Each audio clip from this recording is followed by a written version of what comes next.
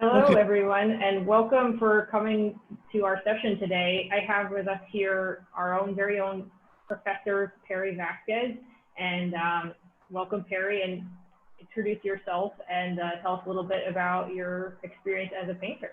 okay. Thank you for inviting me, Nicole.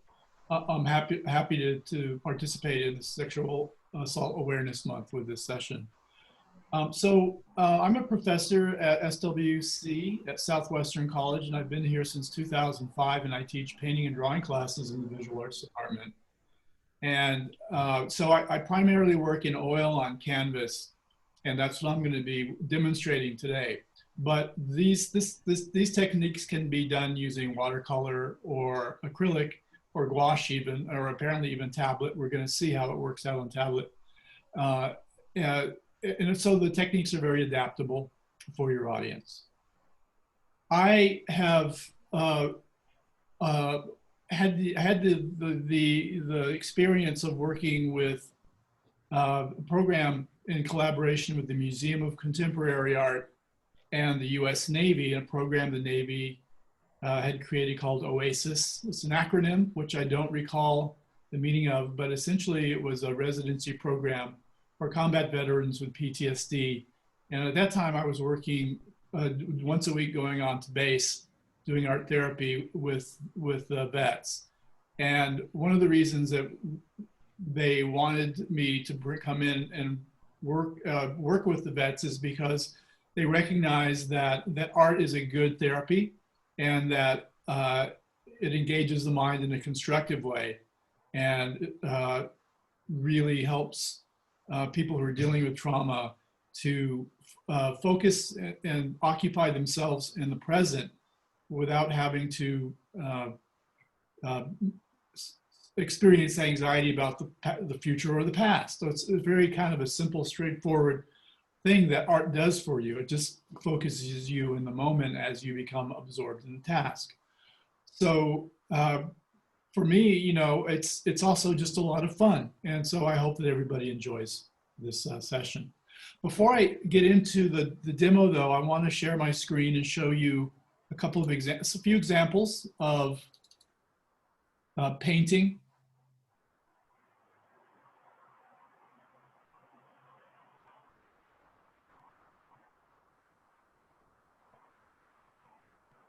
And I've got a few slides here together, and there are only about 5 of them, so it won't take long. But I wanted to show off a wide variety of painting styles, all focused on doing sunsets or skies, just to demonstrate the variety of approaches that one can take to this.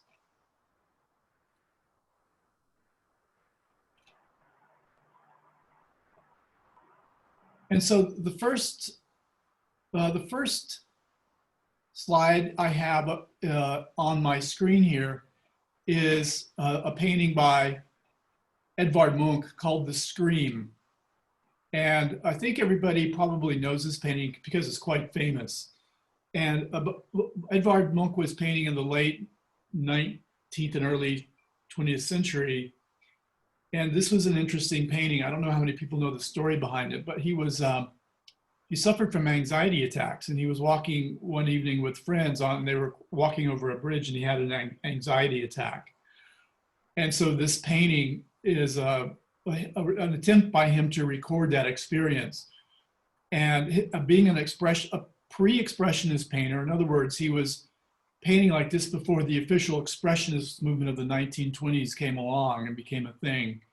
He was exploring expressive techniques in painting, and what that amounts to is the style you see, which is very broad and the gestures are very quick.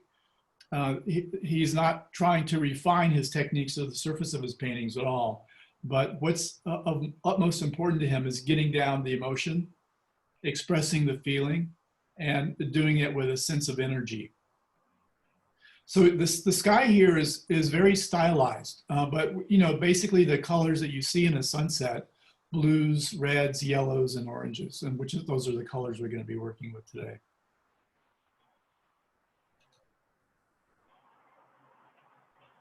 Now, what most people think of when they think of a great painting is something like this. And this is a painting by an American painter named Sanford Gifford, and this was painted in 1866. And this is a form of photorealism, right?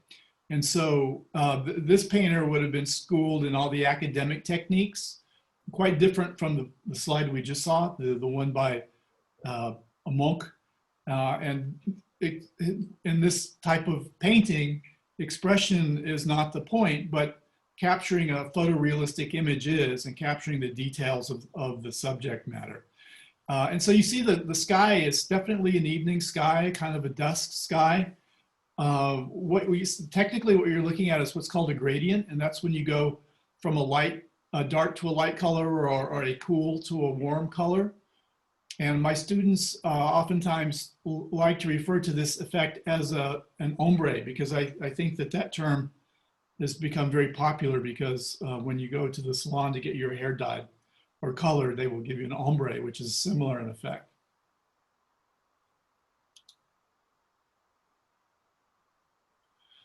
This was painted only 20 years after the painting we just saw, and it's by Paul Gauguin, who was considered a post-impressionist painter. And so you see it's very different.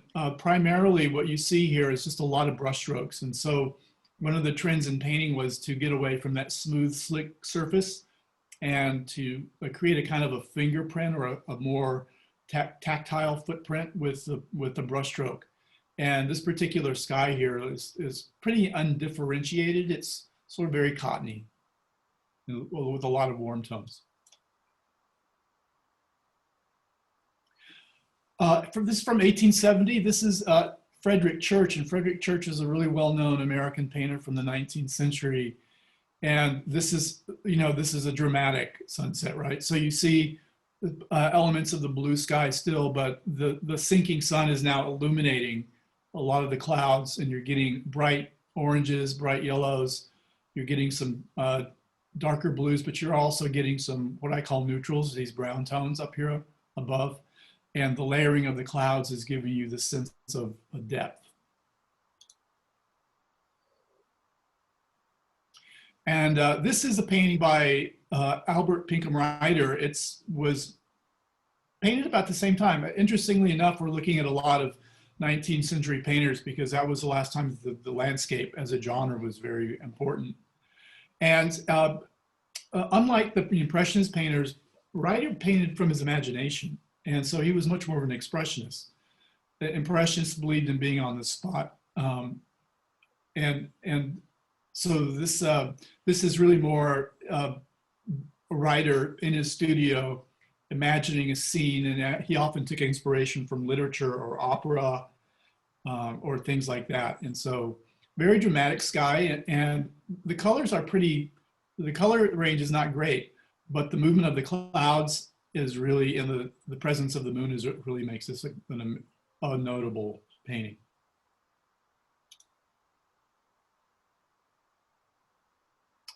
And just one more here. This is a painting by Gustave Courbet, 1875, another not quite an impressionist painter, pre-impressionist painter. And this is a lot of movement with the clouds, but again, we see the palette of the blue, orange, reds, and yellows here. So this is close to what we're going to be working on today. There's also, you see there's a body of water here. Okay, so anyway, that's my little slideshow. So I'm going to stop sharing now, and I'm going to go back to my easel. And my son's coming back from school, so I don't know if you see him on my screen or not. So anyway, this is a painting that I did earlier, and I was a practice painting, and it's pretty straightforward. It's just a sunset over a body of water, and I told Nicole I would throw some palm trees in here as we are in San Diego, and we have a lot of palm trees on beaches, and hopefully this might appeal to the people who are watching here. So I'm gonna just try and do my best to reproduce this. But before I do that though, I just wanted to point out to you that the effects that I'm using here are basically a series of gradients. And the gradient, again, is just a way of blending in from one color to the next, or a dark color to a light color. And so it's just kind of it's a brush technique, really. And so I'm gonna be showing you how to do that.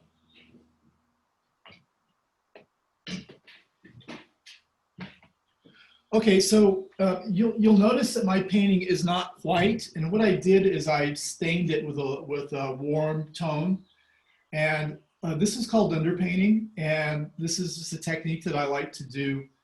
It gives me a little bit, for beginners, sometimes staining the canvas is a good way to get past the fear of actually spoiling a white canvas, because sometimes beginners are frightened by that perfectly white space, a little intimidating in its brightness and its whiteness.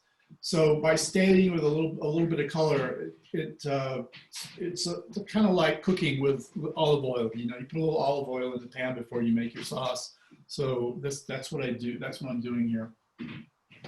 Now the colors that I use to do this are a little bit of all three of the colors, and I just mix them in to be a kind of an orangey brown, a reddish brown color.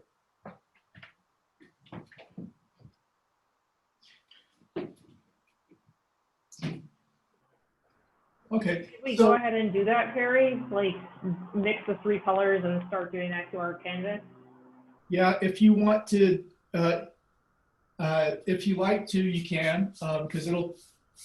What I've done is once I put that on, I actually rubbed it off, because I don't want it to be. We don't want the canvas to be too wet. So you can see I'm just rubbing it off, giving it a good rub here with this cloth, or a paper towel will work as well.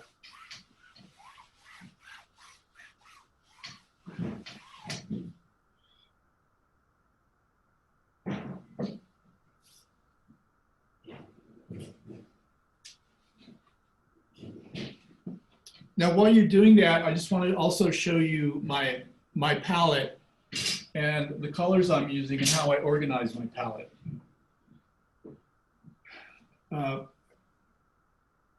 This is a disposable palette. This is palette paper, but you can use anything. You can use a plate. You can use a baking pan.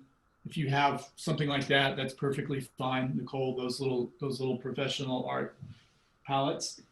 Yeah, and these were like $2 on Amazon. It was super cheap, and came in like a pack of 3, so it's really easy to get. So what I've done here is I've got my blue, yellow, red, and then over here I mixed purple. And what I like to do when I'm preparing my palette is I like to mix. This is blue out of the tube is already pretty dark, so I add a little white to mix up a middle value of light blue, and then I add a little bit more white to get what we call a tint. The tint is a color that has had white added to it, or most people think of those as pastels. And I've done the same thing with the yellow. I've got about 3 different versions of my yellow. And here with my red, I actually mixed, instead of having red, I'm just using orange, shades of orange. So I added a little bit of yellow to my red, and I created some orange there. And then finally on the far right, I mixed a little bit of blue. I took this blue right here, which is like a middle blue, and I've added some red to it, and I've got a kind of a lavenderish, a grayish lavender color for it. The colors that I'm using have names, right? They're specific names. This is called cobalt blue. This is called cadmium yellow, and this is cadmium red. And there are many, so colors, red is generally considered a warm color, but there are cool reds. For instance, alizarin crimson is a red which has a little bit of blue in it. And so it's kind of cool. There are some, blue is a cool color, but there are warm blues, and those are the blues that have a little bit of red in them, and they tend towards being a violet. So these colors are pretty much standard in the middle. Unfortunately, a warm blue and a warm red don't make a great purple. What makes a great purple is a warm, this warm blue and a cool red. But that's just a fine point, and it won't have any impact on what we're doing today. Okay, so anyway, that's my palette. That's how I lay it out. It's traditionally people kind of put their colors around the corner, but I like putting them in a grid. It just makes it a little bit more accessible for me. Okay, Nicole, should I go ahead and get started, or are you still working on that? I'm kind of still working on it. I was brushing the brown on the canvas for a while, and now I'm kind of doing a few different versions of the colors in my little palette here. And Okay. maybe you need any more time. And I noticed someone else joined us too. Hi, Theodora. Thanks for coming in. All right. So, well, why don't I just, why don't you go ahead and continue working on that? And I'll start, but I'll go slow. It takes a bit to get started here. Sure, sounds good. So, as I said earlier, most of the techniques in doing this are going to involve doing gradients. And so what I want to do is I want to start with a darker blue and I want to go to a lighter blue. So to begin with, I'm going to just start brushing in some of the blue right out of the tube.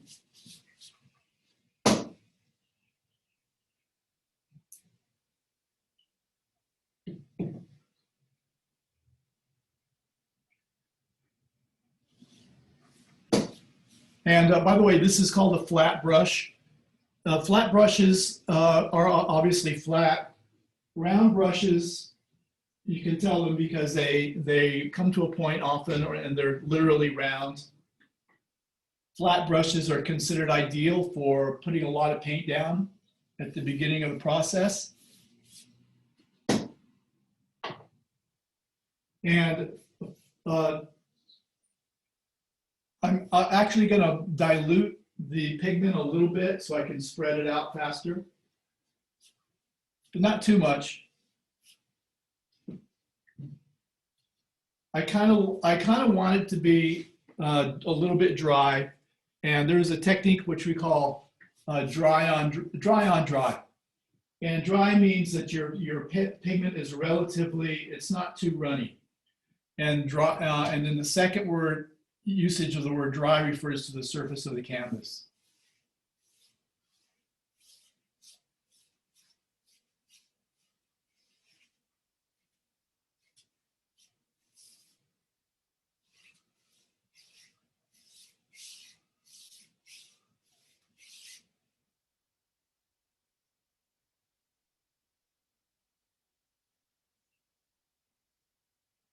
So as I'm just starting to put paint on here, as you can see, there's no drawing underneath. It's just this warm wash of color.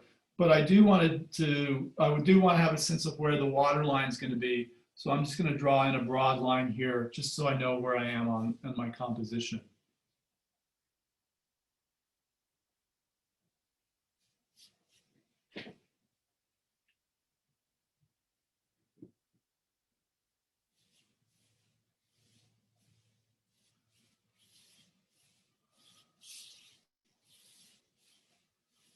So this part of the painting is a lot like when you're cooking and you're making a sauce and you're just stirring it. So it's kind of boring, but it's kind of meditative.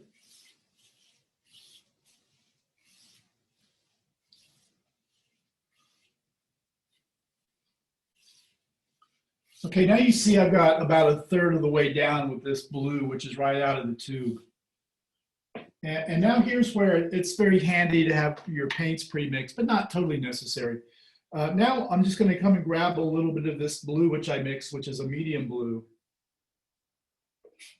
And then I'll start blending that in.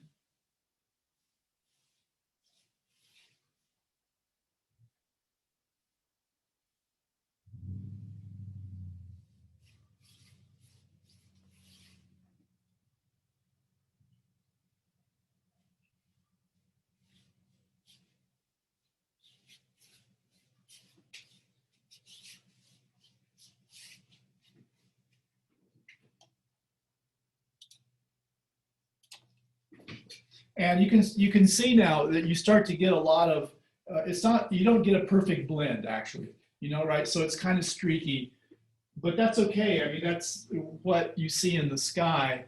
There are I have, you know, in Southern California, we get these skies that are absolutely immaculate without any clouds whatsoever. And the blue seems to go on forever.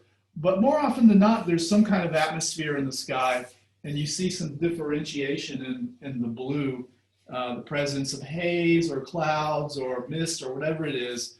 And actually, I find that more interesting because now you've got a little bit of movement in the sky, a little bit of contrast, and that's when you start having the makings of an interesting painting.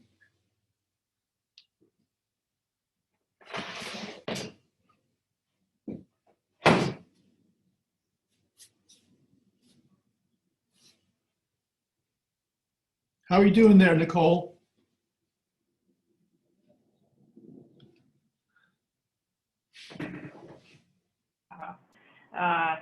So it's going to be hard to see it with my background here, but you can kind of, let me try and put it in front of myself. This is what I have so far. Good, you're doing great. Thank you. All right. Okay, so yeah, so you just work that, and you know, and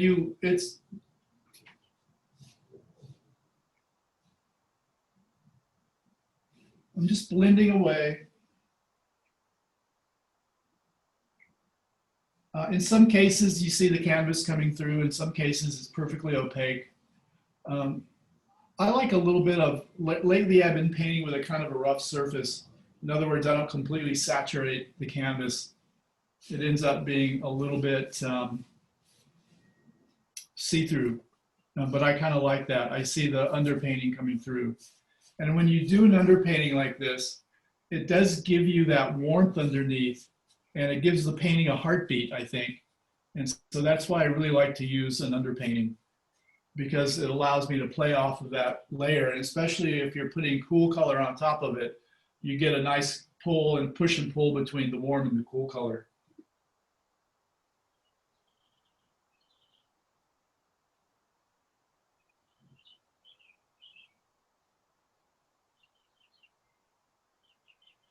Okay, so the next color I'm going to grab is a little bit of my red, and I'm going to start to blend that.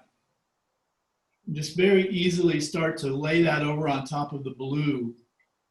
And I'm going to start to get a little bit of a violet color, a little bit of a purplish color.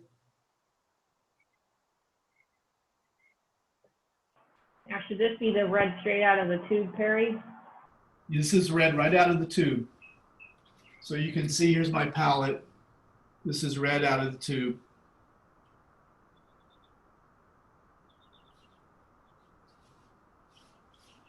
And I don't want to make my clouds completely just straight going all the way across. It's a little bit boring. So I'm going to kind of taper them a little bit. And this is turning out to be a little bit maybe more of a triangle here. You know, this is kind of almost straight across, but this is dipping down a little bit. Now, and when you're painting with a real brush, you can use different parts of the brush, right? So that mark is made with the toe of the brush, the edges, and then if I turn my brush flat like that, that's the belly of the brush. So when I'm just blending, when I'm just trying to get colors down, I'm using the whole brush. But then there comes a point when I want to finesse a little bit. So I'm going to turn it around and just use the toe. And I'm going to use a kind of a stutter brush stroke to now start to bring out some of the texture of the cloud a little bit.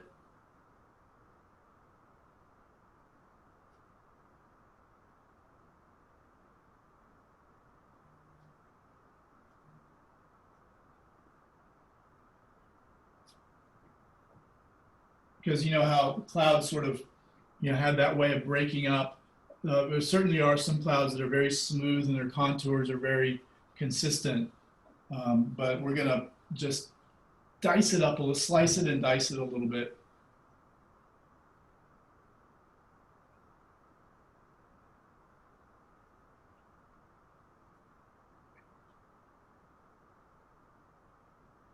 Now, you know, when we looked at the painting by Edvard Munch, which is a painting of the Scream, you just saw his brush strokes were just like these bands of the, he would just take the brush and go, ooh, and he would get that movement and very strong pattern. It was very patterny in my view, because you just, because of the way the colors are put on. The last painting we saw, the Courbet, where the texture was much more fluffy. That's because, you know, you're using the brush differently, and you're using a kind of a stutter step with the brush, using different angles of the brush to create some, you know, to create a little bit more body, I guess is the word that I would say.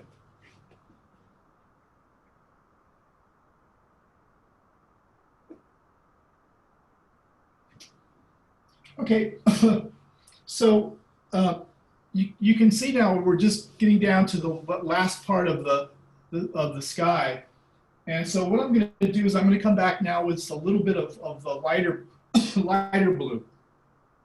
So I have my dark, my medium, and my light blue. So I'm going to take a little bit of this.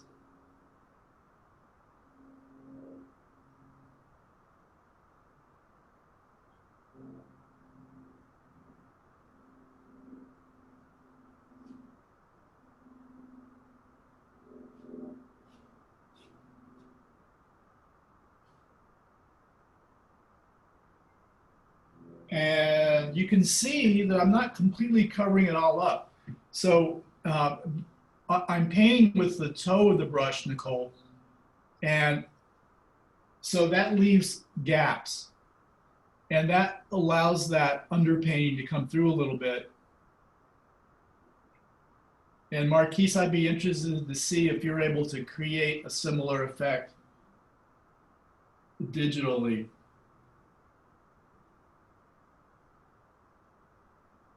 Trying to take myself off of mute is the blending one is the hard part, right? About the digital piece, because the colors aren't, it's hard to mesh them together.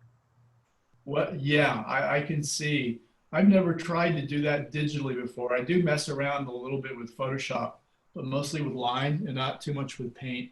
Mm-hmm. That's probably what I could have used. I did find what I thought was a better solution, just because it's super handheld. So we'll see how good it turns out to be. Yeah. How much experience do you have with that tablet? Oh, it's from a painting perspective, zero. Okay. but using it as a tool, absolutely. And I found something I thought was a little bit, because my iPad is the 12.9, and so we had another handheld deal in here, and I'm kind of using that because I can hold it in one hand, and so it's a little bit better. Nice.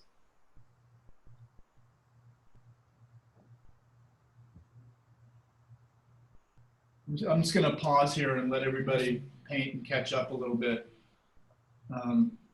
So, you know, this is the thing that you can do with an analog painting. I don't know how much it can be done with the digital, but letting the surface come through the way I'm doing is also a way of thinking about how the surface can breathe. By that I mean how you can, you know, not cover it up completely. So opacity is when you absolutely cover up the underlying canvas. And then transparency is when you allow it to peek through a little bit. And so, you know, we saw Courbet using a lot of transparency in his technique.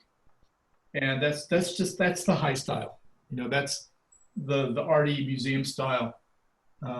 With Munch, with his style, he was getting away from that, being more expressive. His would have been considered a very crude painting for its day, and probably would have drawn the criticism of the art establishment. But he was the future.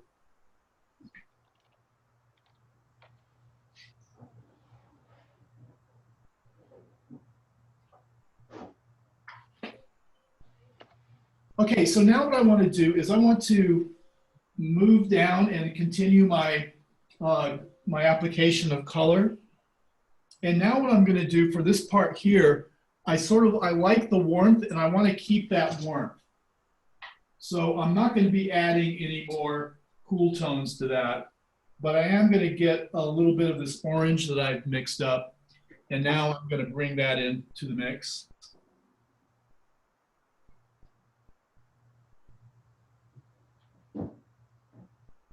And just as before, I want to use the toe of the brush, and I'm going to kind of paint sideways here.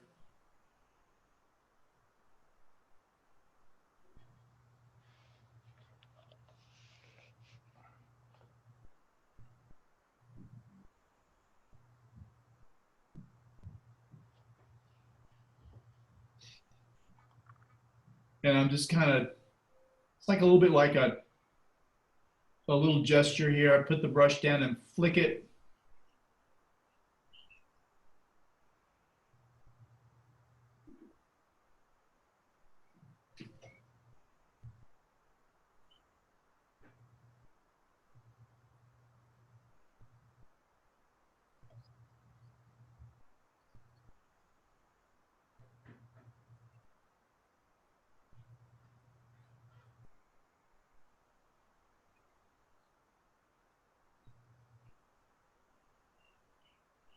Now, meanwhile, I want to go back up here to this part, and I want to bring out a little bit more light here in these clouds, which look very reddish. And so let's try a little bit of this, which is kind of a weirdish, dark peachish type of a color here. It's mostly red with a little bit of cadmium yellow. And so I just want to bring out a little bit more color there.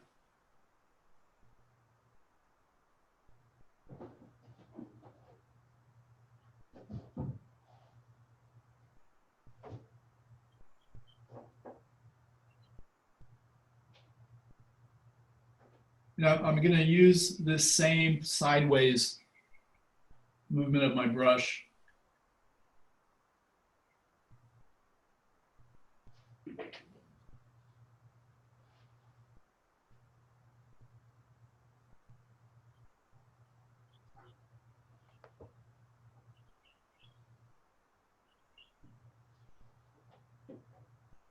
Now, when you're using a brush, you can always start out flat and then twist your brush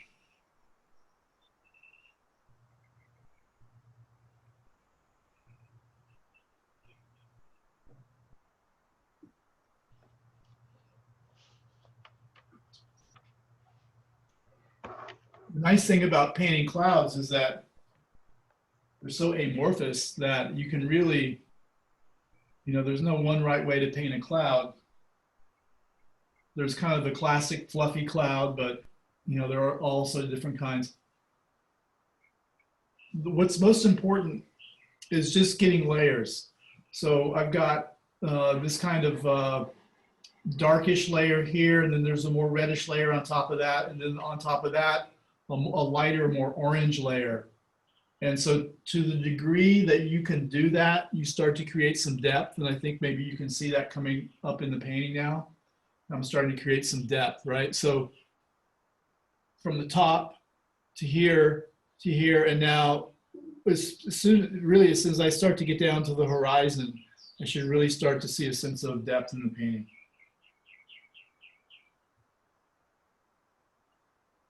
So I'm just going to continue with this orangish color, and I'm going to bring it back. I'm going to bring it down here.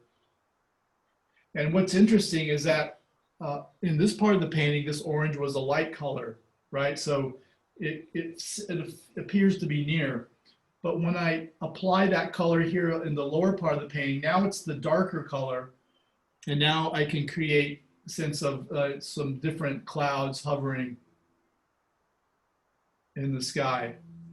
Again, just using my stutter step with my brush. Nicole, are you starting to get a feel for the brush and kind of like as you're is your nervous system starting to respond to the bristles of the brush as you move it across the canvas? Yeah, a bit. What I've been doing, and I've been using just so you know, acrylic paints here. I've been trying to experiment with, you know, using some water, like to make some of it. Like sometimes I've been going in pretty heavy with not, you know, just going full on paint. But then when I started blending, I started kind of watering it down just a little bit to give it a little more blendability, the other colors, and create that sort of transparency that you're mentioning with the canvas peeking Yes. through. Yeah, exactly. So like this is, I have a little bit more red in that top part than you do, but this is what I have so far here. Let me have a look here. Oh, that, That that looks fantastic. Very good. Thank you. It's fun. I miss doing this. I used to paint a lot, mainly with watercolors. That was my favorite type of paint to use growing up, but I just didn't have the time, you know, once I was in college and stuff to do it. But it's fun.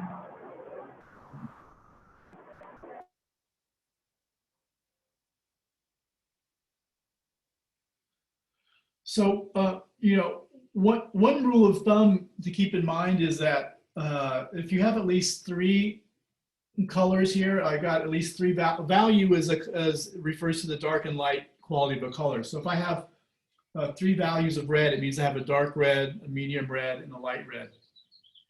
And in order to create depth, you need a minimum, this is sort of a rule of thumb, of at least 3 values. And if you can expand beyond 3 values, and that's even better, but to start to get a sense of depth, you want at least 3 values. And so, you know, I can add, I'm just adding a little bit more value here in this sequence of clouds. And this, you know, becomes even, perhaps create a little bit more depth, but I don't want to overdo it. So we're going to be very careful about that. But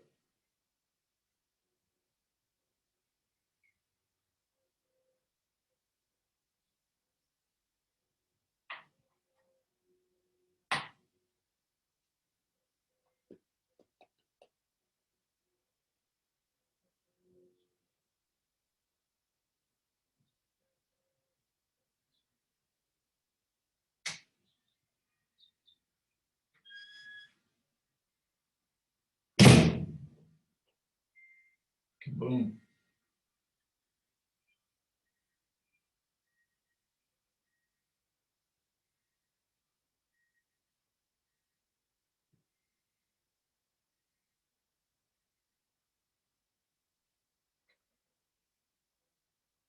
So, you know, one has a number of brushes, right? And we have large brushes, we have small brushes, we have round, and we have flat.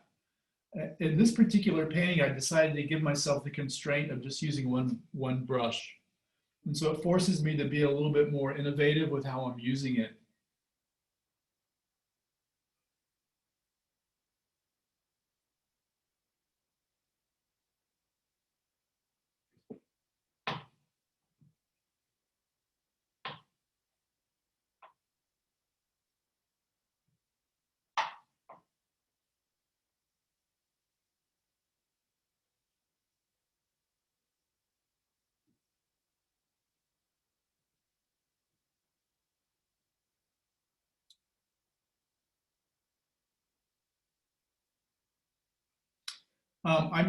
I'm just about ready to start moving into the water. And so what I'm going to, before I do that, what I'm going to say is that in the water, you're going to have a little bit of all of your palette showing up, right? Because it's reflecting the sky.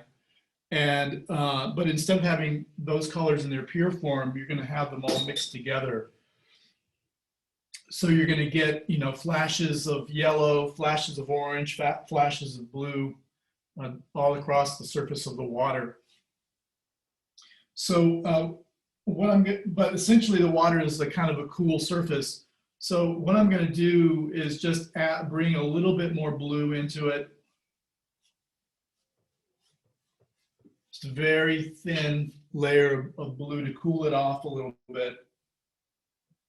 And you know, one way to think about color and how to manage it when you're making a painting is just divide colors into two categories in your head: warm colors and cool colors. And think about how you can contrast warm and cool in your painting. So, you know, here obviously we've got, start off with cool colors, and we have warm, and then cool again, and then warm again, and then cool. So what happens is that warm colors seem to come forward. They're what we call active colors. And cool colors are passive, meaning that they hold back. So, you know, for instance, if you, this is going to be very practical too, because if you're, let's say you're doing the interior design for a little cafe or restaurant, and you want to create a cozy atmosphere, you'll use warm colors because warm colors advance, right? So it feels like the walls are, without being, you know, threatening, it feels like the walls are coming closer to you. On the other hand, if you didn't want that feeling, if you wanted to expand the space, you would use cool colors on the wall, and the colors would create the impression of it expanding away from you, right? So in the painting, you have that alternation. You have advancing colors, you have retreating colors. You have some colors which just sort of hover. And painters who are experienced become pretty adept at manipulating that kind of illusion.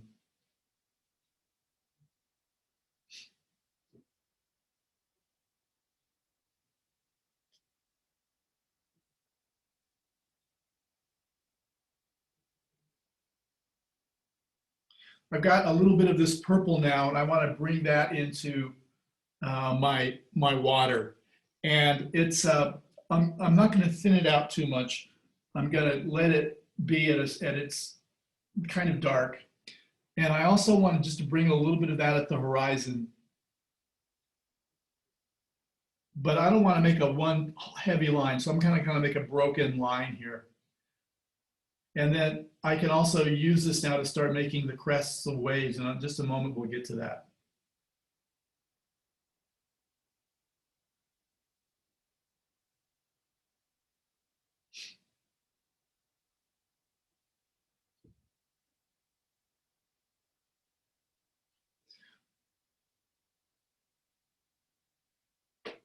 Okay, so far so good.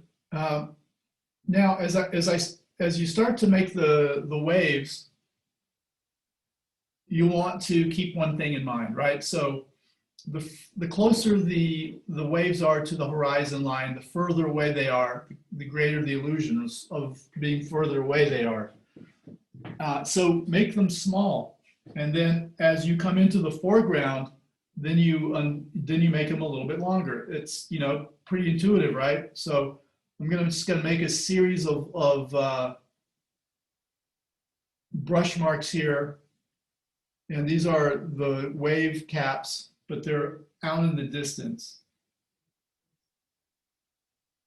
And when I'm making this brush stroke, you know, I'm not just making it straight, but I'm kind of giving it a little twist to maybe mimic the movement of the water.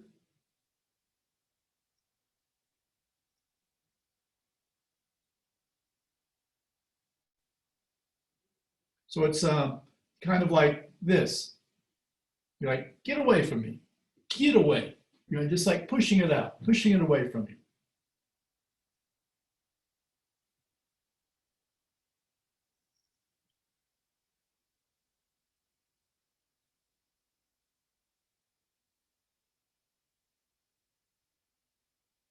You know, I get some students in my painting class who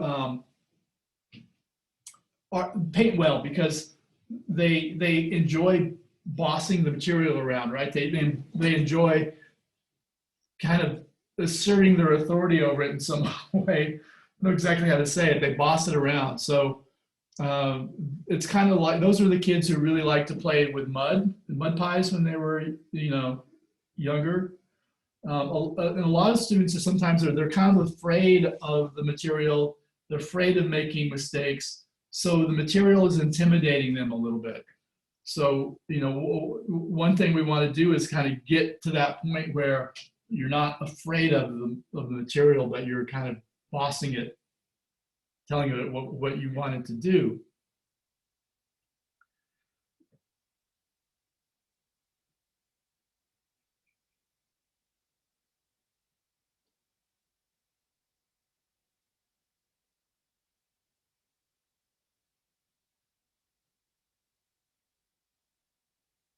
Now, what I'm going to do is I've mixed up this little bit of purple, so I'm maybe just going to add a little bit of white here, and then maybe a little bit more white, because I want a light color of this to put onto the crests of my waves.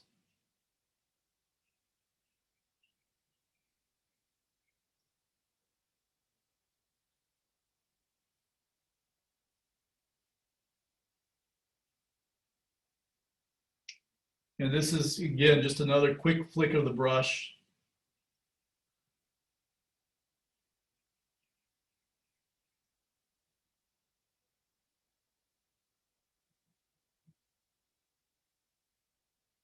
And now here's another little trick you can do. So here's the white of that white paint I want to use that's mixed in with a little bit of the purple. But I'm just going to take a quick pass at the orange and maybe a little bit of this blue. So I'm going to load my brush up with 3 different colors. And then when I pass the brush, hopefully I pick up some of those colors in the sky.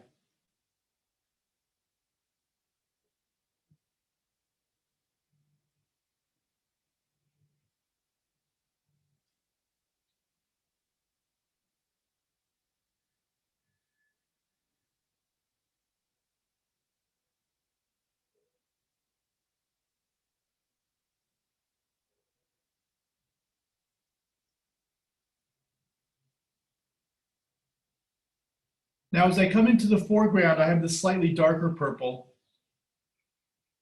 So we know that darker colors read as being closer to the foreground. So if I can add some darker colors here in the foreground of my painting, it'll add to that illusion of being closer by.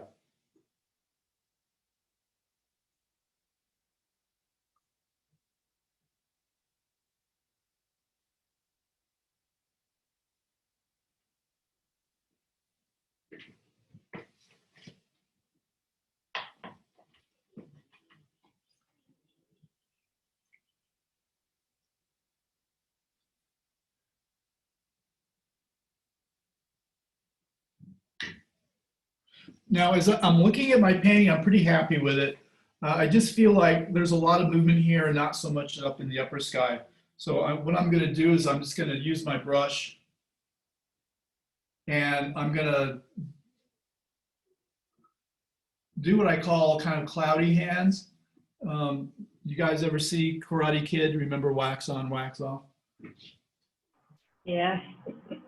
So I'm just going to do a little bit of that in the sky just to maybe give it a little bit more movement.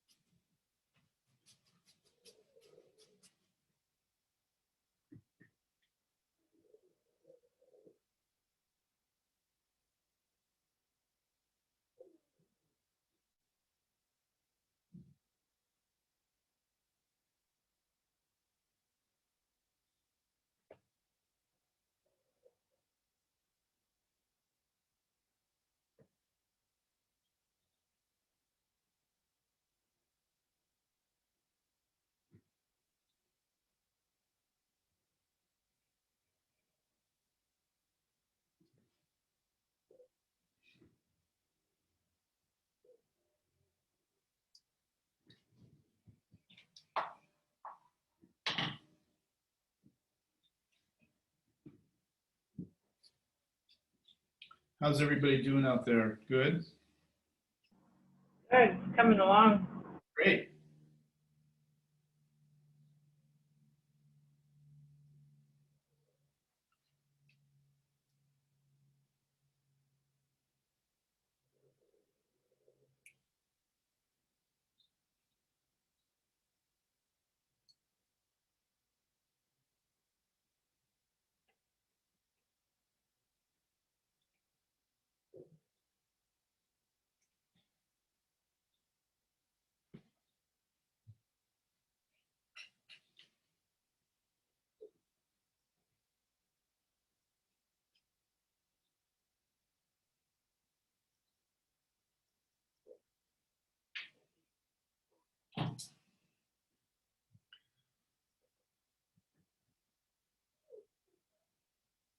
I'm about to experiment a little bit here with adding in some land masses out on the horizon, just to try something a little bit different.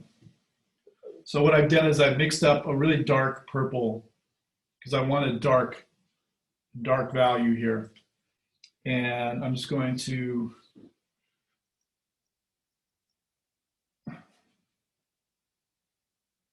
Point Loma out here. If you've ever been out to the Navy base out there, Point Loma with the park and the tide pools. That's San Diego. Hey, I recognize it. And so that just gives me a little point of reference on the horizon. And since it's a dark value, it also helps me create a little more depth, right? So the dark against the light creates some push and pull.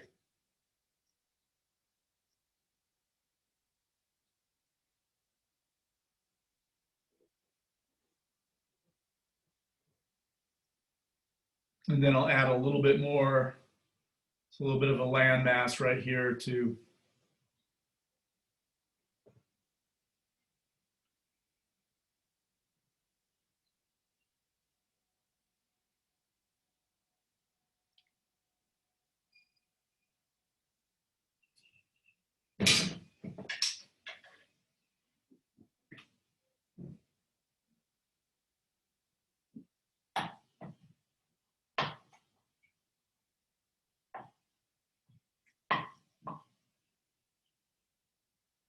And just about done, Nicole.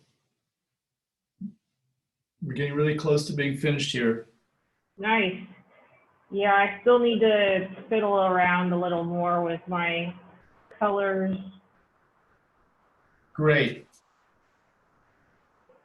So yeah, I'm kind of eager to see what you and Marquise have done. Anybody else who wants to show. So I'm going to put my palette down now. My palette and my brush. I'm going to stand up and stretch my body for a few minutes. Go for it.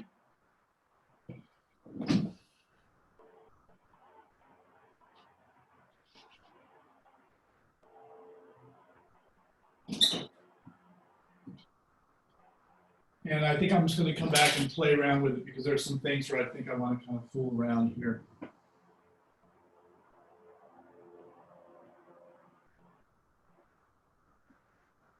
Because a lot of this is just dragging color across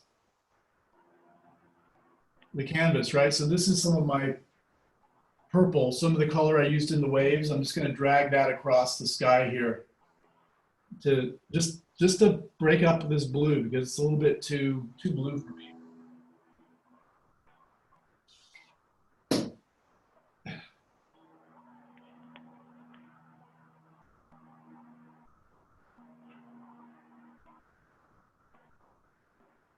And I just want to, right now what I'm doing is I'm just going adding in a little more vibrant color here and there.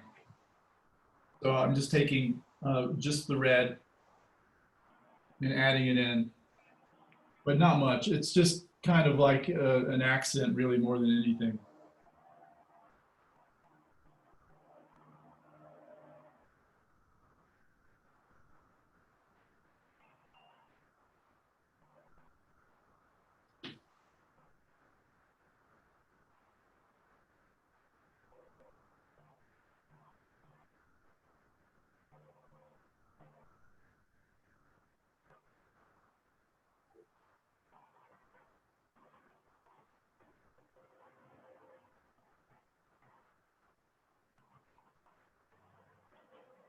Nicole, I don't know if you like to cook or not, but I I love it. Yeah. I oftentimes feel that sometimes when I'm painting and cooking, it's almost like the same thing. That's awesome.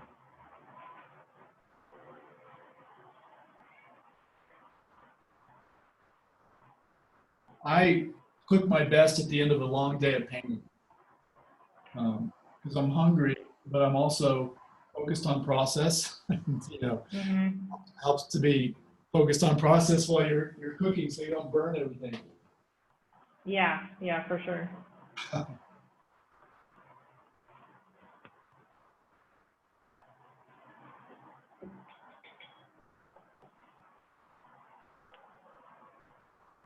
I think that's why the French made so many great painters, because they're such good cooks. Oh yeah, for sure.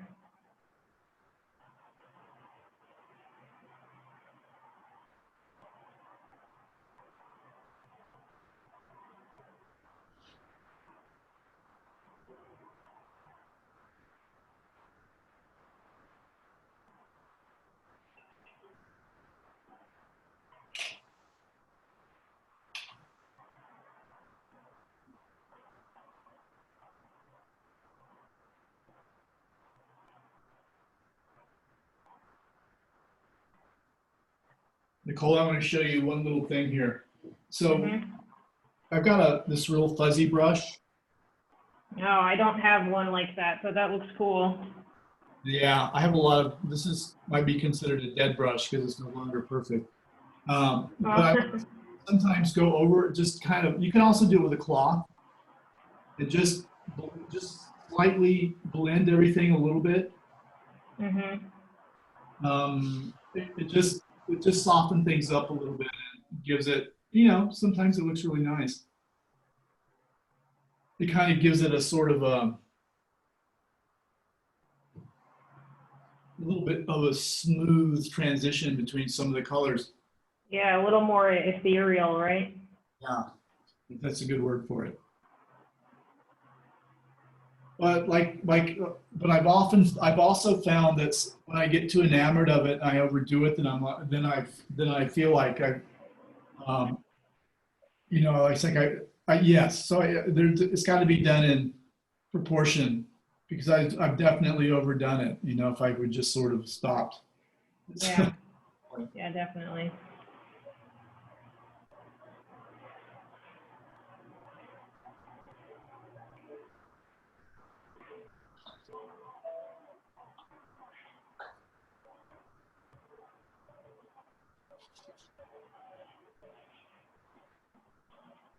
Looks good.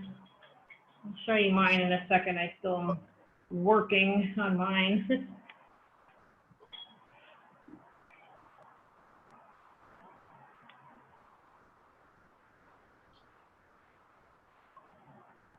You can see in the background some paintings I'm working on right now.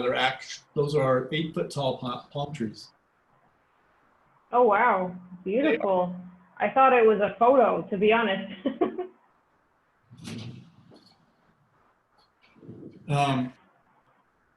Yeah, so that's my current obsession is with burning palm trees. Wow. Hi, Amy. What you got for us? Let's see. Oh, wow. It looks great. I like it, May. It's really nice.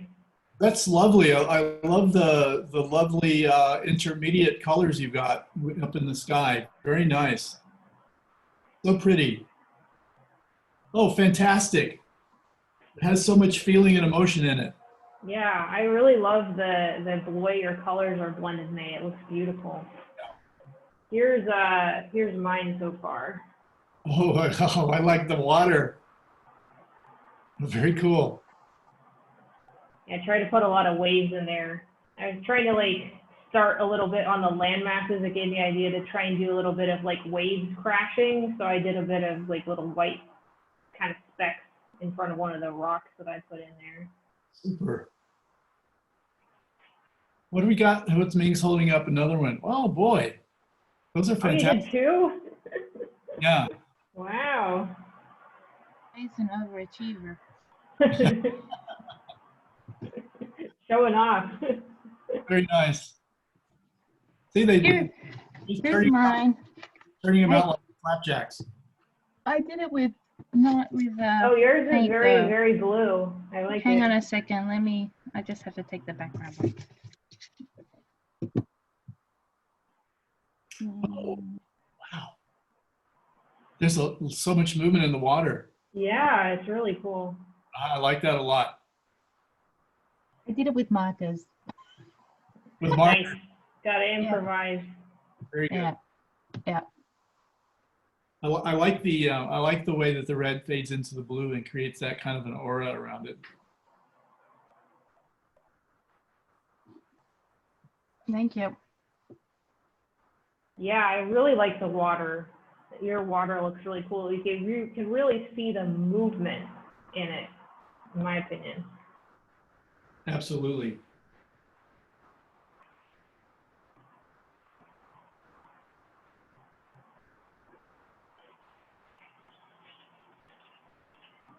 Yeah, and like sunsets, I really enjoy them, especially here, because I feel like what you were talking about at the beginning, they're so, from one day to the next, sunsets can be so different here. Like down at the Embarcadero, where Theodora and I work quite many nights, sometimes you'll just get some breathtaking sunsets with these pinks and, you know, the clouds. It's just breathtaking. Yeah, we have incredible sunsets, that's for sure. Like how many times I've been driving home and I've been trying to drive and take a picture of the sunset at the same time, because it just blows me away.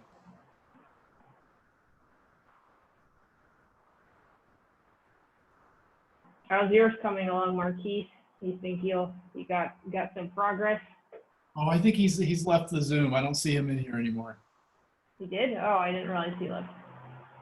Is he a coworker? Oh yeah, he is. He did. He must have left at some point. I didn't Okay, realize he left. maybe he'll show you later. Yeah.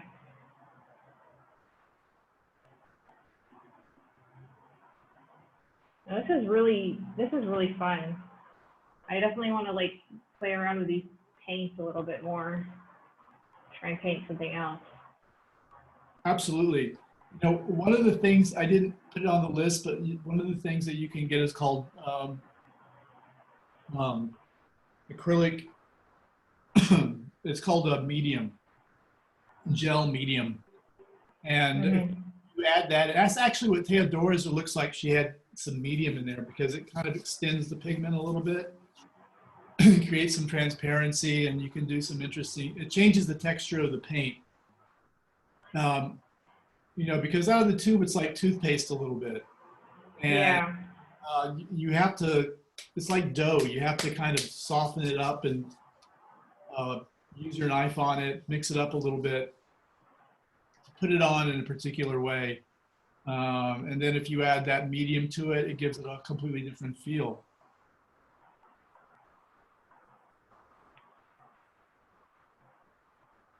Well, that's great. I'm happy that everybody was able to get some results, and I had a great time doing this. Yeah, me too. This was great. Thank you again for, you know, volunteering to teach this class for us. I think it's going to be helpful for people, and kind of to get back more to the, you know, spirit of the class. If, you know, if there are any people out there watching, you know, the YouTube later on that are going through, you know, traumatic incidents and are trying to use this painting to help them work through that, what kind of tips would you give to them specifically to, you know, how painting can be kind of restorative to the soul?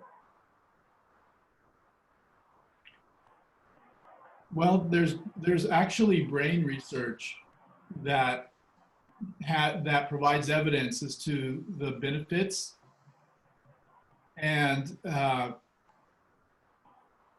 particularly with people who have traumatic brain injury. I know that in the case of the PTSD students, excuse me, the PTSD combat veterans I worked with, their brain functions on kind of a high alert mode continually, which is an elevated brain frequency, right? So we know this because we can measure brain frequency. And being at that elevated frequency induces exhaustion, as you can imagine, right? So painting or making art, I'm sure there are other things that you can do as well, lower that frequency and bring it down to a more calm level. And if you do it long enough, it establishes a foothold, and you can bring down your medium, the median frequency level in your brain to a level that's more considered more normative, right? And that they may have experienced before their trauma. So there's definitely measurable scientific benefits to it. I like it just because it's a way of taking, let's say, negative feelings or trauma that are trapped inside and externalizing them in an object such as a painting or a drawing. And then once you've done that, you've so to speak have put a name on it, and you've gained some control over it through the process of making. And I've seen many of the combat veterans go through the therapy process and discover that by confronting their trauma through art, they were able to really get a hold of themselves in a way that they felt was helping their recovery.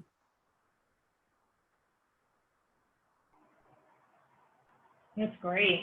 Yeah, it's really, and how long did you do that program for again? You said 6 years or something, I think, right? 5 years. 5 years. Uh-huh.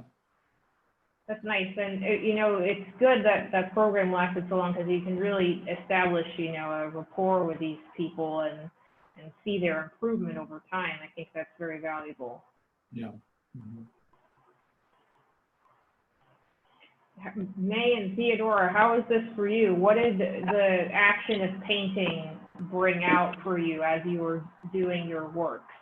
Oh, May, that was awesome.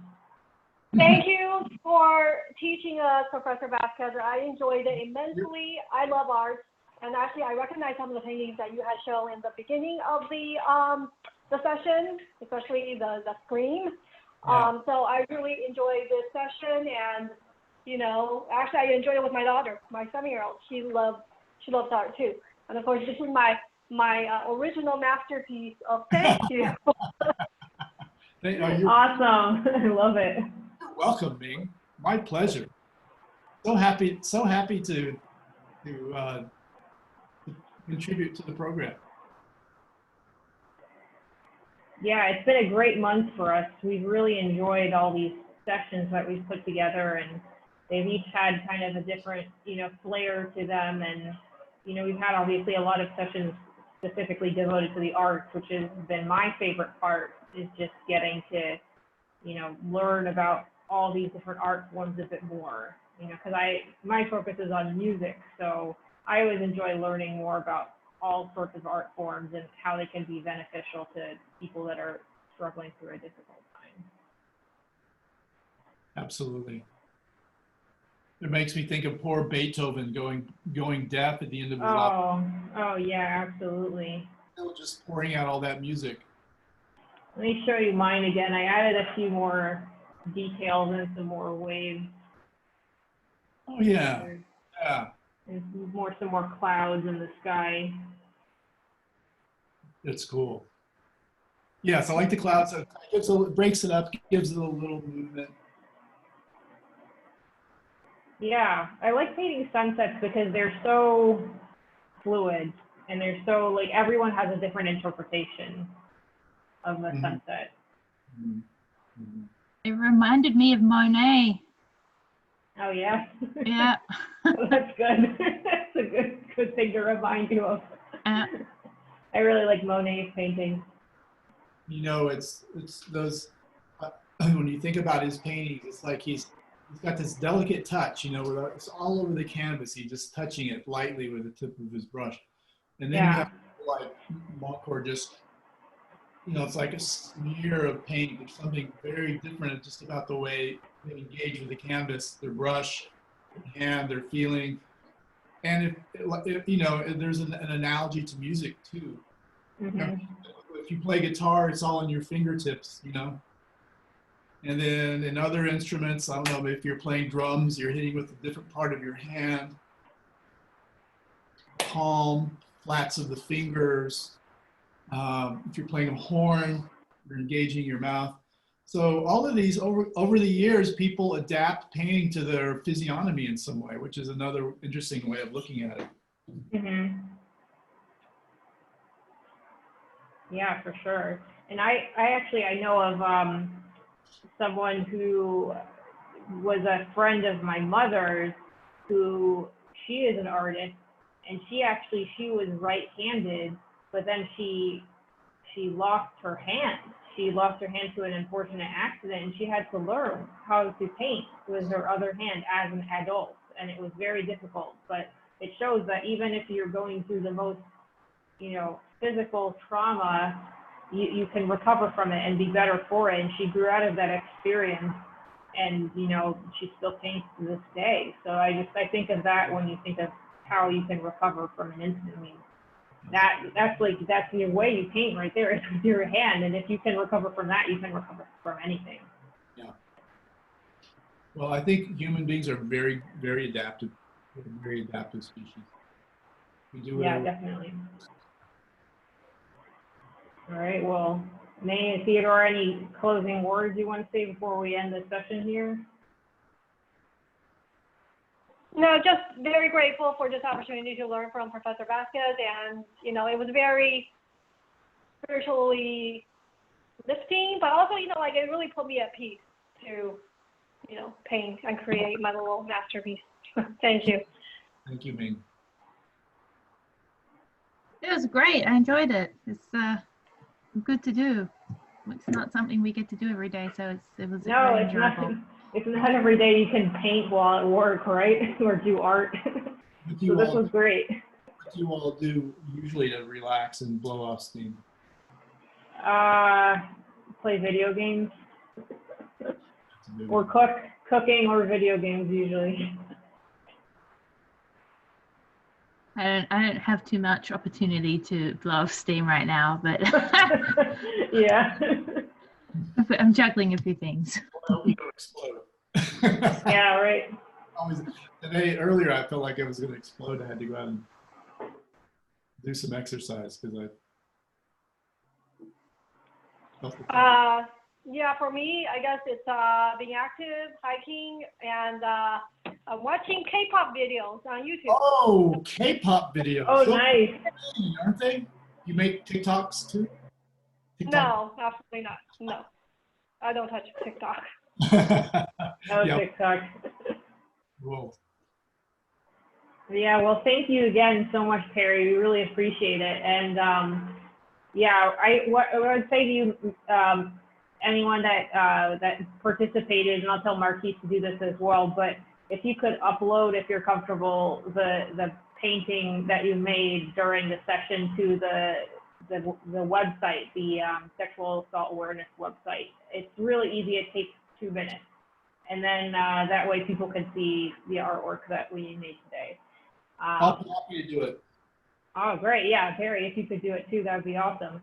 And then I just wanted to close by saying, if anyone watching this needs help from an incident of trauma, feel free to contact Southside Community Services at 800-640-2933 or Center for Community Solutions at 888-385-4657. And again, this session was done in support of Sexual Assault Awareness Month.